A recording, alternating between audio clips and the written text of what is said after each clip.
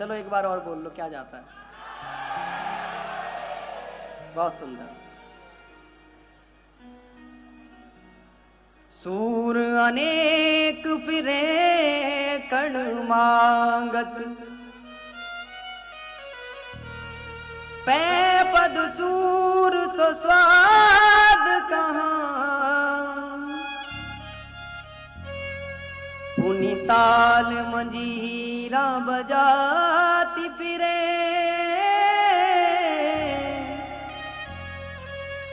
मीरा सीमत बारी कहाँ।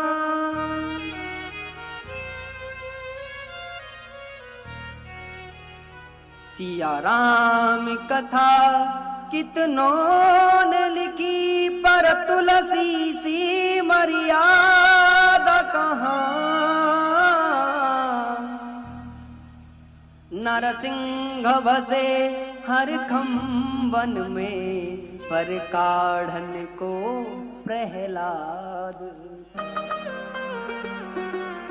आज भी हर जगह भगवान उपस्थित हैं, लेकिन प्रहलाद जैसी भक्ति नहीं है, ध्रुव जैसी भक्ति नहीं है, मीरा जैसा अनुराग नहीं है।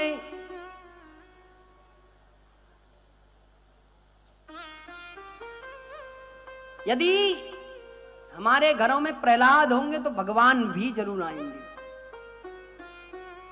कई लोगों के मुंह से सुनने को मिलता है कि अभी हमारी भक्ति करने की उम्र नहीं है, अभी हमें भगवान के मंदिर में जाने की उम्र नहीं है। माने कि तेरी उम्र है क्या भैया?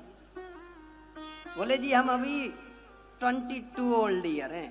अच्छा, बोले महाराज 22 से ऊपर ही है, थोड़ा बहुत, इससे ज्यादा कहां, वो भक्ति ना कर रहे हो।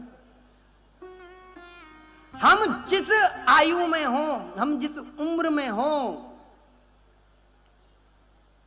उस उम्र में व्यक्ति को भगवान के प्रति अपनी भक्ति करनी चाहिए, क्योंकि युवा अवस्था में जितना आप भगवान की भक्ति कर सकते हैं, बुढ़ापे में नहीं कर सकते। बुढ़ापे में शरीर काम नहीं करता, आंखें काम नहीं कर सकती। अच्छा एक बात बताओ, जितने प्यार से या जितने दूर से आप अभी अपनी आंखों से देख सकते हो, क्या आप बुढ़ापे में देख पाते हो? क्या जितनी सेवा भाव से आज आप कर सकते हो युवावस्था में, क्या बुढ़ापे में कर पाओगे? यदि भगवान का आशीर्वाद नहीं रहा तुम्हारे ऊपर तो तुम खाट से ही ना निकलोगे। इसीलिए यदि तुम्हारा जीवन भगवान ने जिस आयु में भी आपको पहुंचाया है, उस समय में आपको भगवान की भक्ति, भगवान की साधना, भगवान के प्रति अपना समर्पण प्रारंभ कर देना चाहिए। और भगवान का बड़ा आशीर्वाद अपने ऊपर मानना कि आपने अब भगवान की कृपा आपके ऊपर हो गई है, तो आप अभी से भक्ति करना प्रारंभ कर रहे हैं, क्योंकि बिना भगवान की कृपा के भक्ति भी तुमको प्राप्त नहीं हो सकती। यदि तुम भगवान के भक्त बन रहे हो तो इसमें भी भगवान की कृपा मानना।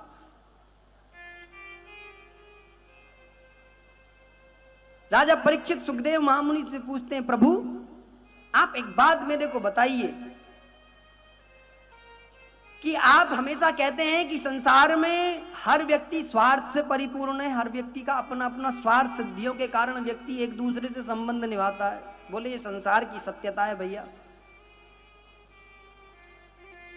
संसार में एक ही संबंध ऐसा है जो आपको बिना स्वार्थ के आपकी सेवा करता है, आपसे प्रेम करता है। बाकी सारा संबंध जितने भी हैं वह सब संबंध स्वार्थ के हैं, कहीं ना कहीं कोई ना कोई स्वार्थ आपसे जुड़ा हुआ है।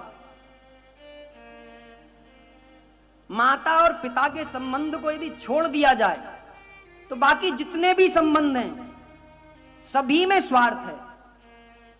सभी ने कोई ना किसी कारण से, किसी ना किसी बात से आपसे संबंध बनाना चाहते हैं। और संसार के लोग तो इतने तेज होते हैं साहब, उन्हें बस एक बार मालूम पड़ जाए कि साहब उनके दिमाग में ये टच हो जाए कैसी करके कि ये आदमी बहुत बड़ा है, अब फिर देखो वो दूर तक की रिश्तेदारी निकाल के लाएगा साहब, जहां से कहीं लेना देना नहीं, वहां से रिश्तेदारी निकाल के तुम्हें फूफा बना लेगा।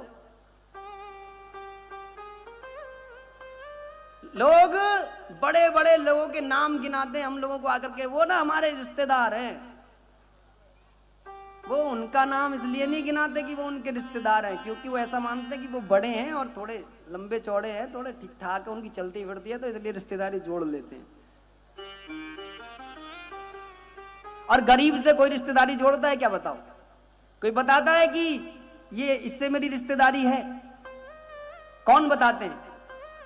वो बताता है जो संसार में ये मान करके जीता है कि सब समान है, सब भगवान के द्वारा बनाए हुए हैं और सब भगवान ही सब कुछ चला रहे हैं। जिसके अंदर ऐसा भाव होगा वो तो कहेगा कि सब कुछ भगवान की कृपा से हो रहा है, और जिसके मन में भाव नहीं है वो सोचेगा सब कुछ मेरी कृपा से हो रहा है, सब कुछ मैं ही कर रहा हूं।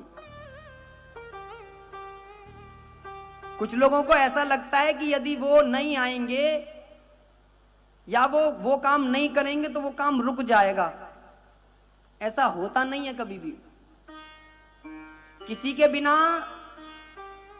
कोई काम नहीं रुकता, ये दिमाग में रखना अपने में।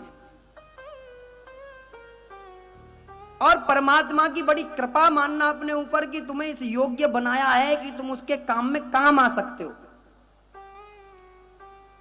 इसीलिए जब भी कभी अवसर प्राप्त हो सेवा करने का, भक्ति करने का, आध्यात्मिक कार्यक्रमों में बढ़ चढ़ करके हिस्सा लेने का, तो ऐसा मानना कि हमारे ऊपर भगवान की अति कृपा है कि भगवान ने हमें इस काम के लिए चुना है।